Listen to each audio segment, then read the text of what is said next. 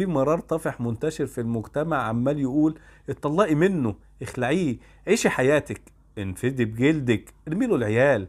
شفت فلانة لما اتطلقت وردت فيها الروح وصغرت يجي 20 سنة؟ ضحكوا عليكي وقالوا لك القواضي والمحاكم هتخليه يجيلك راكع ومجاش، وضحكوا عليكي تاني وقالوا لك هنجوزك سيد سيدو ومحدش عبرك. ضحكوا عليكي وخربوا بيتك وعيشوكي محرومة من الأمان والسند وحرضوكي على أبو عيالك.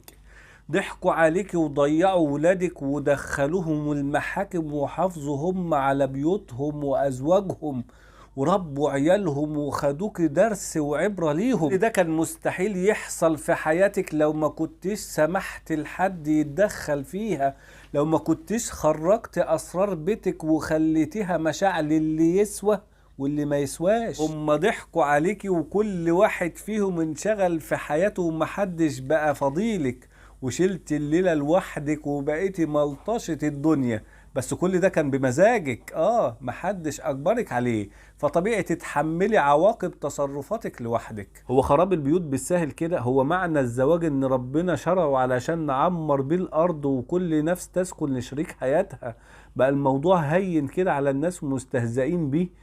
ده ربنا وصفه في كتابه الكريم بأنه ميثاقا غليظا. الجواز الأيام دي عند بعض الناس ما بقاش ليه قيمة والناس بتستهان بيه، لدرجة إن بعض الناس تقول لك هنجرب، ممكن تكمل وممكن تفشل، نغيرها في أي وقت، وممكن نصحى الصبح واحد فينا يقول لك مش لاعب، أو اللعب ده مش عاجبني. فين المسؤولية؟ فين القوامة؟ فين صوت العقل؟ يا ناس الجواز والطلاق ده مش لعبة، الطلاق ربنا شرعه بشروط، وضروري الرجوع لأهل الذكر وحكماء العيلة والناس اللي بتفهم في اتخاذ القرار.